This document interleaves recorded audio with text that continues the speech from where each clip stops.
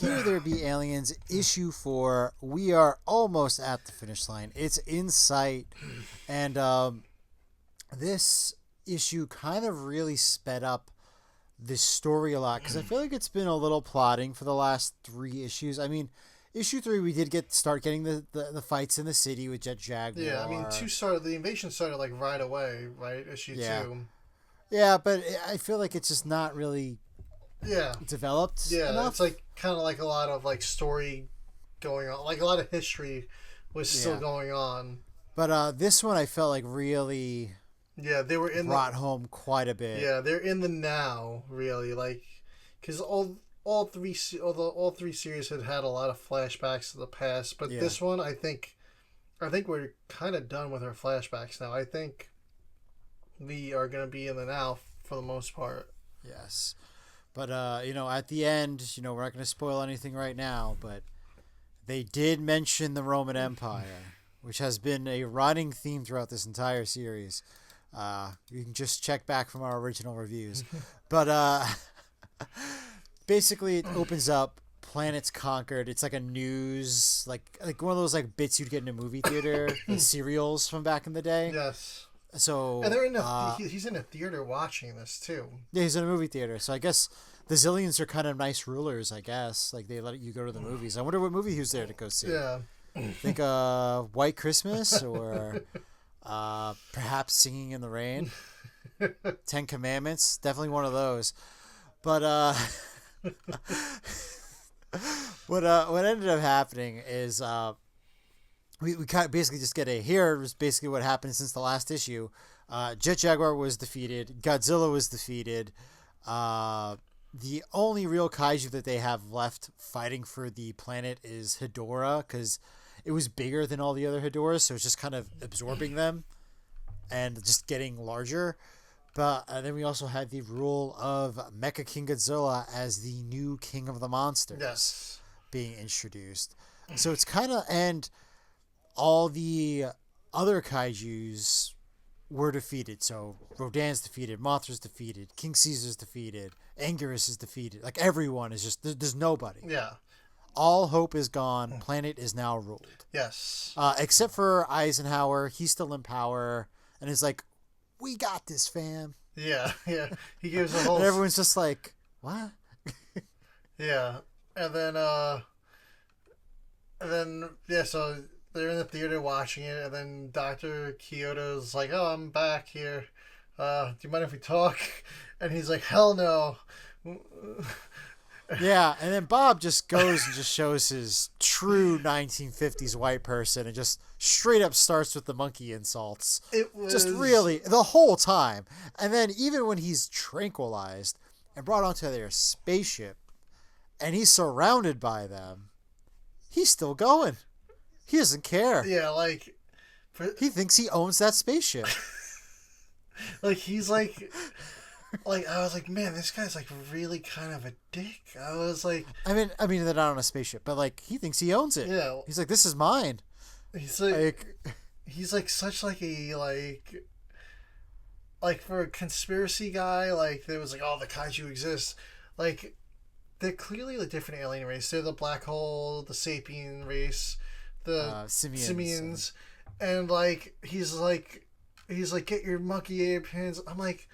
Come on, man. I'm like, really? Like, they're clearly not the same aliens that are invading the planet. Yeah, you can see what they look like. Clear as day. And, like, she's... Not the aliens taking over the planet. And they still deployed defenses against them. They deployed Jet Jaguar. Like, they've been asking for your help. Like, dude. Yeah. Get your shit on straight. Like, come on. So he escapes because he's going to get out, and she's like, well, I don't really know where you're going to go. And you're on the moon. Yeah. We call this Area 52. And, like, he's like, oh, I'm going to blast your Queen Kong head off. And she's like, that is a grooming device. Yeah, he grabbed this, like, random device. It kind of does look like a gun, but... yeah, it looks like a ray gun or something. But apparently it's just a shaver.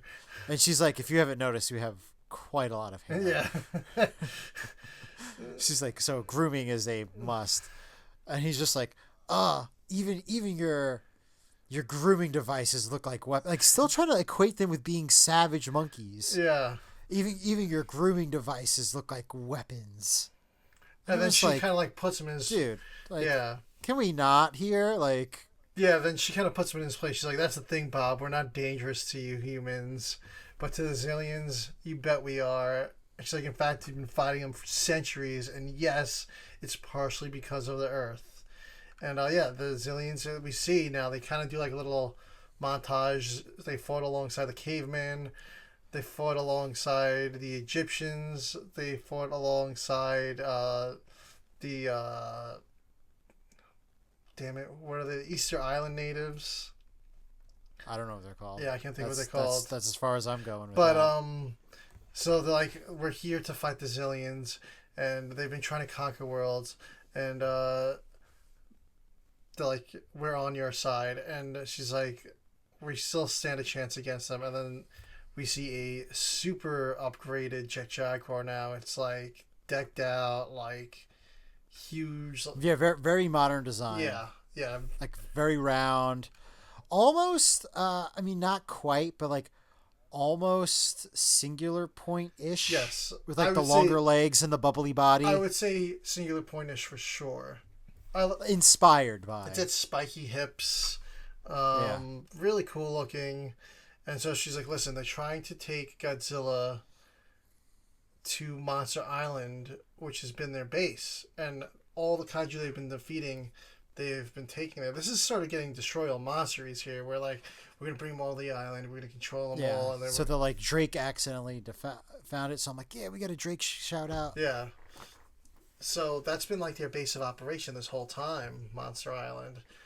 Yeah. And pretty cool stuff there. And they're like, so we still have Ghidorah's about to be inbound to attack Mechagodzilla and intercept. And she's like, we got Jet Jaguar. He's like, but we're still outnumbered. What are we going to do? But Mechagodzilla is just like so strong against Ghidorah. Like Mecha King Ghidorah. Yeah, Mecha Ghidorah. Yeah. What could we do? And she's like, well, luckily for you, we've been working on something. And it's a really big reveal after they deploy Jet Jaguar. They kind of built to this. They deploy Jet Jaguar. Yeah. He frees Godzilla, takes out Mechagodzilla. Godzilla gets up. So we got... It's almost like very similar to the Roman Empire final fight scene after they defeated King Ghidorah, where we have Ghidorah, Godzilla, and... Jet Jaguar. No, it was back then. Well, back then it was Godzilla, Ghidorah, Mothra, and Rodan walking away from them. This time it's Ghidorah, Godzilla, and Jet Jaguar walking away from the battle after defeating Mechagodzilla. But they're like, we still have to take on Space Godzilla, Gigan, and Megalon, and plus potentially all the inhabitants of Monster Island, plus Mecha King Ghidorah. Like, what chance do we stand? And they're like, well, luckily for you, we have the Roman Empire. The Roman Empire and Benjamin Franklin's big question, where we thought he was going to be the one making Mecha King Ghidorah, because he's like, can Ghidorah be resurrected? That was something that was on the table there in the final issue of Here There Be Dragons, Sons of the Giants 2. Well, they've been working on that. This King Ghidorah, Mecha King Ghidorah, is not the same one, which we thought it was, but it's not. It's a clone. A weaker clone. A weaker clone that I guess they didn't even perfect the clone, so they had to add mecha parts to it. Yeah. To get it to be a full monster. But these Simians have had the original on the moon, and it is now Frankenghidorah. And this thing looks nasty. It's an abomination. It's got it does have some mechanical parts, but it's all like sewn up, and it's got like the middle head has a shorter horn and a longer horn. Like its eyes are weird. Yeah. And oh man, this is like one of the most insane things. It looks like a failed science experiment. Yes, it's absolutely insane. I'm kind of curious, like. I wonder if they put other kaiju parts in it, yes. from other kaiju to get it to work. And I'm kind of curious if Like they're gonna like bring in like, oh yeah, Dr. Frankenstein was a real person too. Like we worked with the Dr. Frankenstein and Ben Franklin. I mean, at this point, that would actually be a pretty cool lore dump. Yeah. If we're being honest. Yeah. It's Frankenstein. It would be cool if they did reference, like, they're like, oh, we tried to make a Frankenstein once before with a giant or something like, and they reference, like, the Gargantuas or something like that. I mean... That would actually be really good if they have the Frankenstein monster from Toho. Yes. Referenced. Oh my god, I didn't even think about that.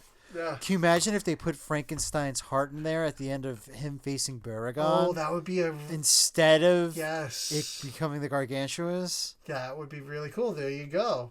That is a cool idea. That is a very cool idea. And this is post-World War II. Yeah. So it does have... It is possible. It is very possible. That'd be really cool if they did that. I doubt they're going to do that. Could you imagine? That would be really cool. Frankenstein's monster drop a Toho Frankenstein? Yeah. That would be really cool. Yeah. But yeah, crazy reveal. I'm like really curious. I didn't see that coming at all either. Yeah, when I first saw the panel and like they hadn't said like the original one was a clone yet, I was like looking back at like the arts of the because of course I stopped reading right away. I didn't just read another page and figure out what was happening because I was like, I'm like, is one the Heisei Ghidorah and the other one the Showa Ghidorah? I thought the exact same thing right away. I'm like looking back at artworks and I'm trying to figure it out and I'm like, it kind of all looks like the Heisei. Yeah. I was doing the same exact thing. I'm like, is one the Heisei, one the Showa? But no. Yeah. We're going to get that story one day. Yeah. I can't believe it hasn't happened yet, but yeah, it's going to happen one day where we have both Heisei and Showa face off or maybe working together. Yeah, well, it's sort of happened in that issue of Mother Queen of the Monsters. Yeah, sort of. I mean, there's a bunch of Ghidorahs, but like, I want it to be like a big, like, oh man, like Super Ghidorah team. You know, I want to see them fighting each other. Oh, fighting each other. Yeah, I want to see like let's put that power scaling to the test to figure out who's who. And then bring out the classic, the original concept, blue, white, and red, and blue one. The American one. He's got a machine gun strapped to his back. Gonna make Ghidorah great again. God, that's awful. Oh God. God, that's awful. Don't ever do that. Don't do that. If you could do one thing, not that. Yeah. But yeah. God, that's awful. But yeah, super excited for the conclusion. I want to see. I mean, that's what Bob was thinking. Yeah. We saw Bob's true colors in this issue. Bob was kind of a scumbag this issue. Yeah, Bob is like, my God. I don't really know about Bob. I don't know if Bob's getting invited to the cookout, if I'm being honest. Oh man, I was like, jeez. When I saw the way he reacted, I was like, wow, way to add some 1950s racism to your comic book there. Oh boy. Yeah, I was like, God, I feel a little uncomfortable reading this. Yeah.